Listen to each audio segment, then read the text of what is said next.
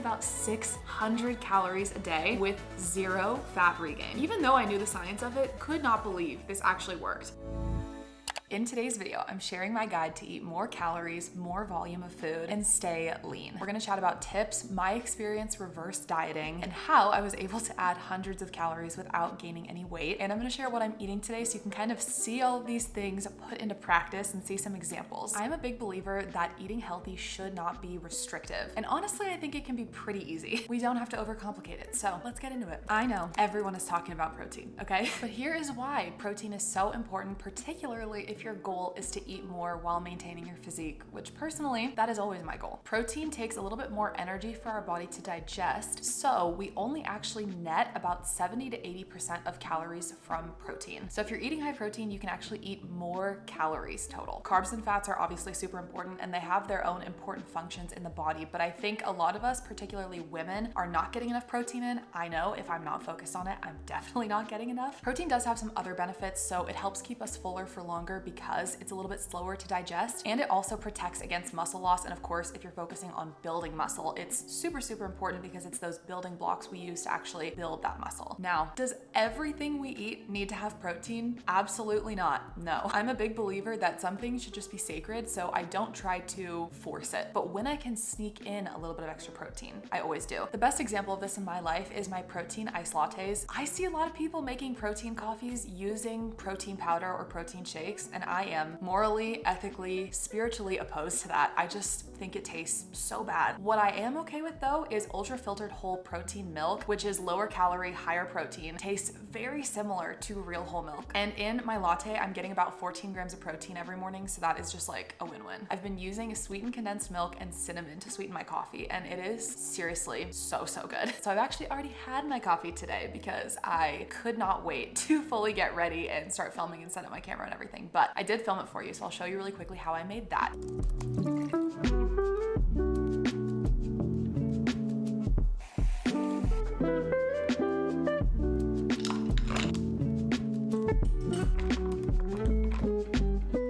Taking that first sip of coffee every morning is one of the best parts of my day, every day. For a while, I tried to force myself to have stevia sweetened coffee, but it was just not working for me. I need a little bit of real, actual sugar. If you've been needing permission to add some sugar to your coffee, feel free to take this as your sign. So today's video is definitely gonna be focused on nutrition, meals, the food side of things, but I wanted to give a quick caveat about the fitness and activity side because that's definitely an important part of boosting your metabolism and being able to eat more while maintaining your body composition. It is super important to be focusing on muscle and weightlifting. The reason is that muscle is really metabolically active. So that means that at rest, it requires more calories compared to body fat. I will say, as I focus a lot more on building muscle in the last few years, I have definitely noticed a difference in how much I can eat without gaining weight. It is actually incredible and life-changing. So if you didn't already feel compelled to build muscle for all the incredible health benefits for like longevity, this is a pretty good reason to. I will say though, any activity is better than nothing. I find the little things really add up. So taking a quick walk in the morning, parking a little further away in the parking lot, taking the stairs instead of the elevator. I know it's like easy to roll your eyes at those kinds of things, but they really do add up. Anyway though, I'm starving, so let's get back into the food side of things. I'm gonna show you my first meal of the day. I have had this smoothie almost every day for the past 2 weeks. Not kidding. I love smoothies because they're a really easy way to tick a lot of boxes in terms of my nutrition, and they're pretty easy to make and pretty easy to clean up. So, new camera angle unlocked.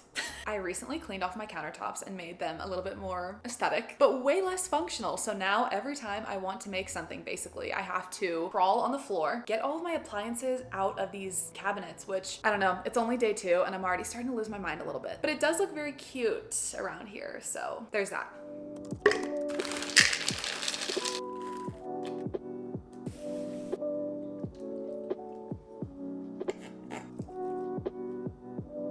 The best part of adding nut butter to a smoothie is licking the spoon.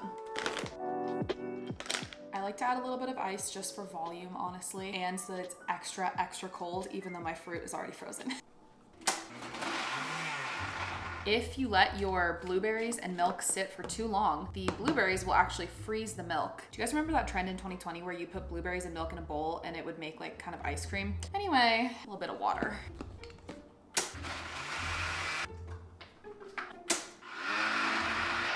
Probably should have just added more liquid instead of letting my blender just struggle. I don't want to add more liquid. That is so good. Making a huge mess. When am I not making a huge mess though?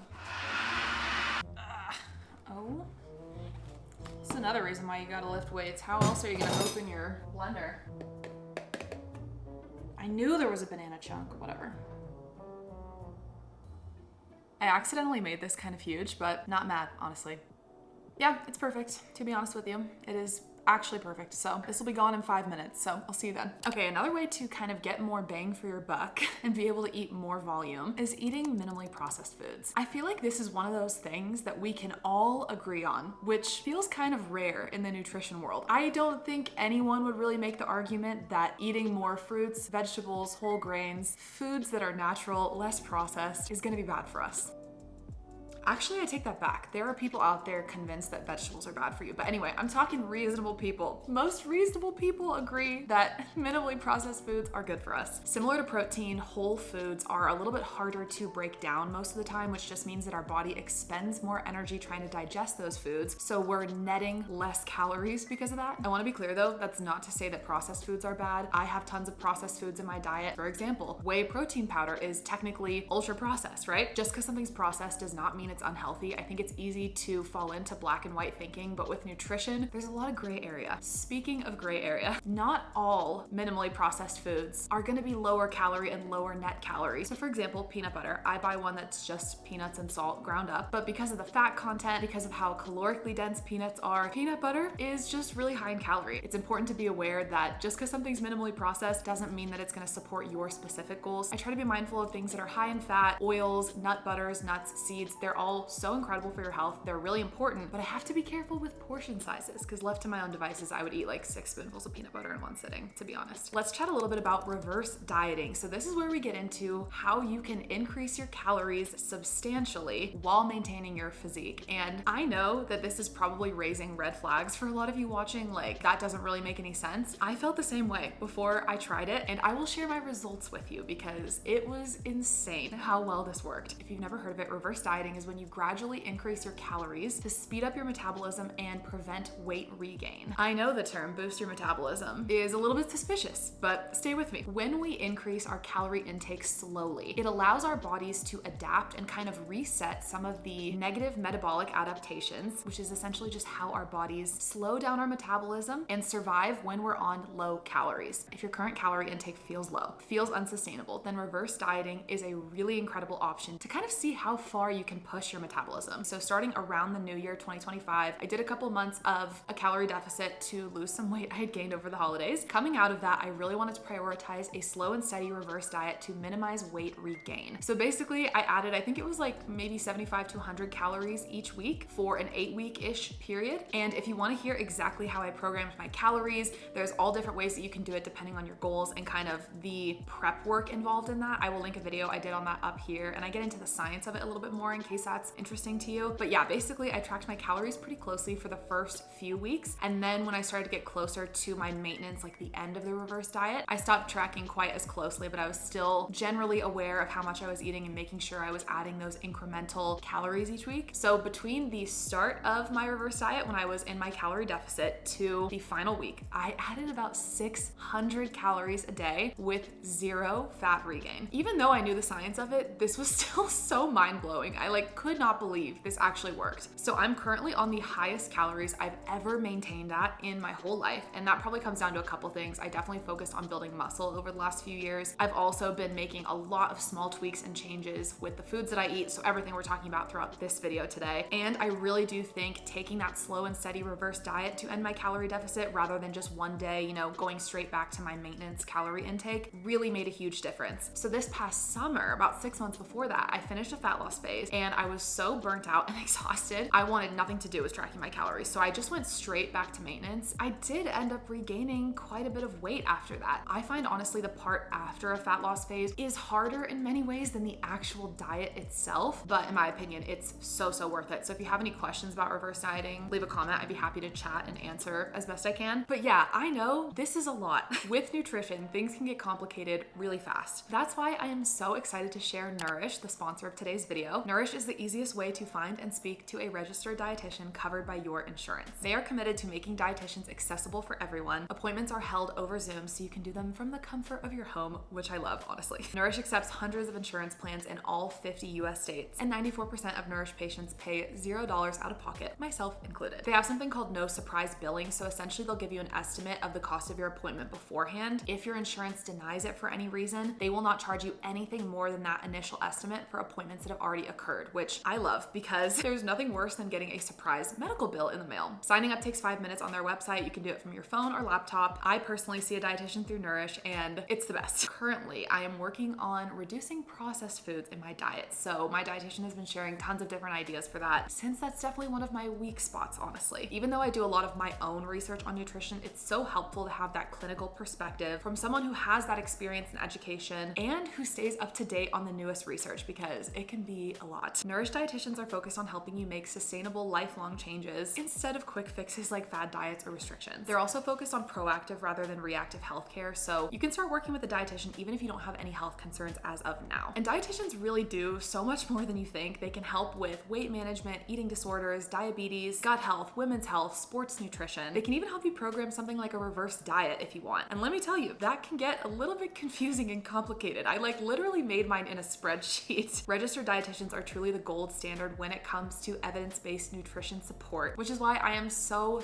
honored to have Nourish as the sponsor of today's video. Click the link in my description box to book your first appointment with a Nourish dietitian today, and thank you so much to Nourish for sponsoring this video. Okay, so we need to prep my afternoon snack, and normally I am not a snack meal prep person, but I'm making a kind of chia seed Greek yogurt situation, and the chia seeds need some time in the fridge to get their gelatinous outer coating, as it were. So let's prep that really quick.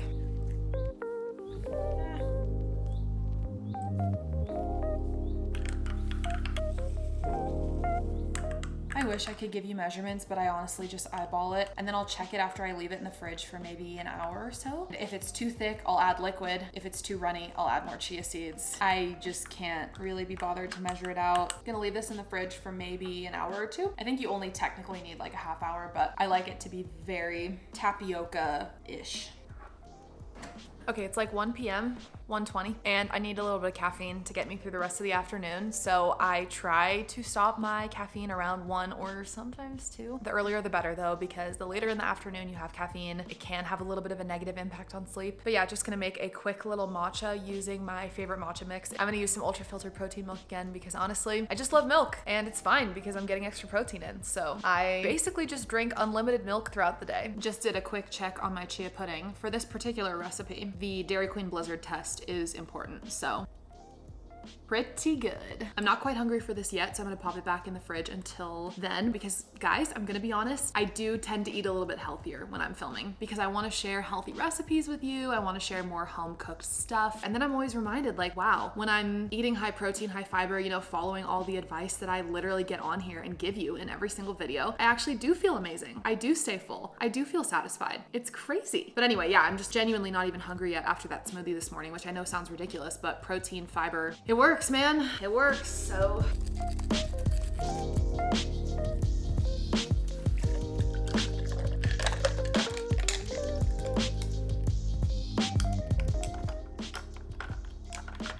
hello.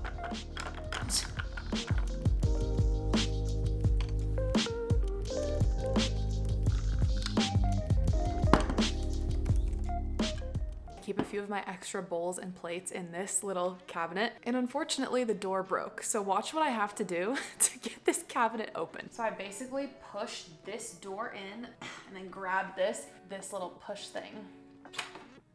Wait, did I fix it? No, I don't think I fixed it.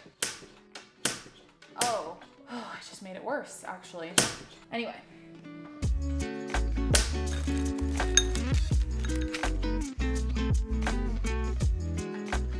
Costco always does this to me. They started stocking this. I tried it. I'm obsessed with it now. Go back to Costco to replenish because I am basically out. Costco doesn't have it anymore. I'm like, okay, don't panic. Don't panic. It'll be back next week. The next week comes, it's not back. I don't want to buy this at retail price because it's way more expensive. I want to buy it at Costco. So I'm holding off. I keep going back to Costco. They keep not stocking it. Anyway, I basically just have dust. So I'm going to put a little bit of granola dust on top, but I did take a really cute photo for the thumbnail just in case it looks stupid once I put the granola on. That's the Costco problem. Like, that's the price you pay to shop at Costco, is that you're gonna fall in love with the product and then they're never gonna bring it back again. It's always unbelievable to me how filling chia seeds are. I always see my bowl of chia pudding and I'm like, that is the tiniest thing I've ever seen in my life. How is that gonna fill me up? It's magic. I mean, fiber is magic. That's what it is.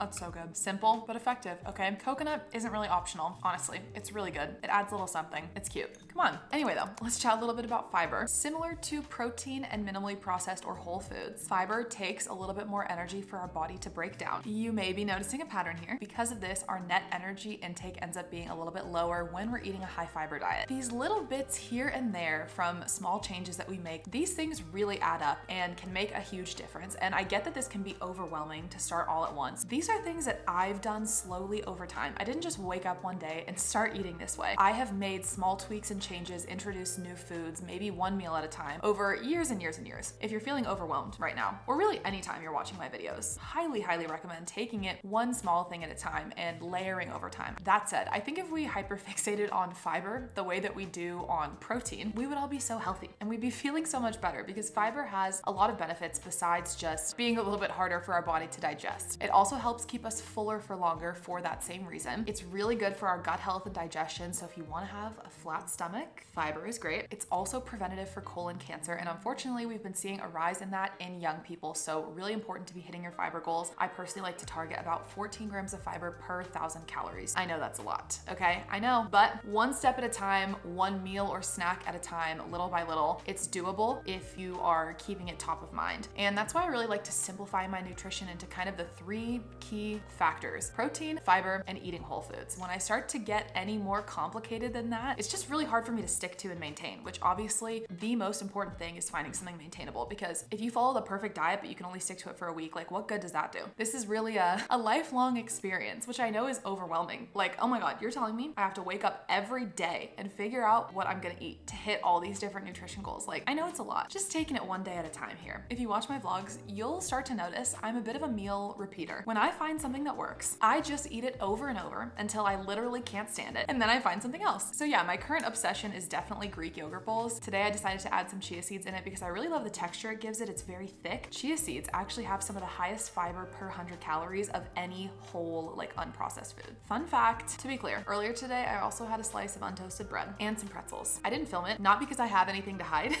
at all. I wanted to focus on the meals and snacks that help you to eat more while staying lean. Nothing wrong with those foods, but they're not really helping that cause. Anyway though, I've been really busy lately and I have not really had the time or really the energy to do the extravagant meal planning and meal prep for dinner that I normally do. So I've been sticking with my tried and true, which is a frozen pizza and a side salad. I wanted to talk about one of my tips for eating more volume of food, which is to just try and find and add in those high volume, low calorie foods. So things like fruits, veggies, greens, of course. Randomly, popcorn is another good one, and popcorn also has a lot of fiber, so love that. I find that when I'm eating a lot of higher volume foods like that, I'm able to stay fuller and just be able to eat more quantity of food. So not necessarily more calories, but just like more volume. But yeah, an easy way that I like to kind of bulk up my dinner, I'll just do like a side salad with lots of greens. For pizza, you could even throw like some mixed veggies on top. If I'm not getting enough volume of food, it's really hard for me to stay consistent with a healthy diet. So in a devastating turn of events, I actually don't have any frozen pizza. Instead, I'm gonna do a little salad wrap using some things that I happen to have in the fridge.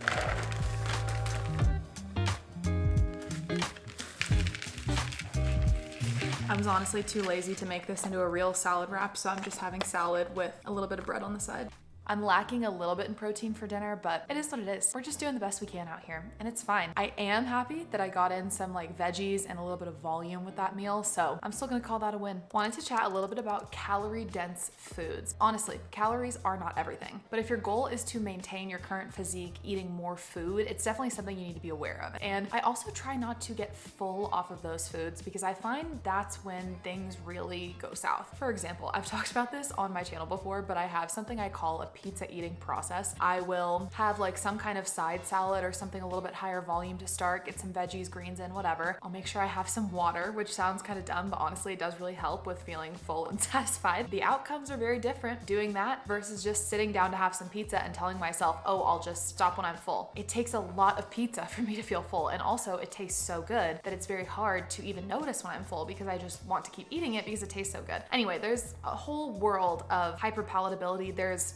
scientists out there whose job is to make foods taste as good as possible, so we want to eat more of them. It's like kind of a crazy thing. We're finishing off the day today with dessert, and for a while I was really into my Ninja Creamy protein ice creams, and I still think those are incredible. But honestly, I've just been really enjoying prioritizing protein earlier in the day. Hopefully by this point I've met most of my nutritional goals and I'm just having a little bit of fun. Sometimes I do ice cream, like regular full sugar normal ice cream. Sometimes I do the Fruit Riot frozen sour fruit. I've been loving the mango with strawberry peach coating. It's seriously so good. I've also been loving the naked ice cream bars. They randomly have kind of a lot of fiber and a little bit of protein, so that's kind of a nice added bonus. All this to say, I used to think that every snack or meal had to have a purpose for my nutrition. That can be helpful maybe in certain phases, but where I'm at right now, where I'm just maintaining, as we've discussed in this video, I'm trying to maximize my ability to enjoy life and to eat good food without having to worry about my body composition. What's the point of doing all of this work to build muscle mass, to reverse diet, to increase my calories, if I can't have a little bit of fun? You know what I mean? I just wanted to say that because I know there are so many what I eat in a days out there that I would watch back in the day and be like, oh my gosh, I could never do this. Does this person ever eat chocolate or candy or chips or like anything? If you're asking yourself that question about me, the answer is yes, I absolutely do. I really hope this video was helpful. If you have any questions about reverse dieting or anything that I talked about in this video, leave a comment down below. I'd be happy to chat. And once again, thank you so much to Nourish for sponsoring this video. If you'd like to see more from me, make sure to subscribe because I upload new videos every week, and I will see you next time.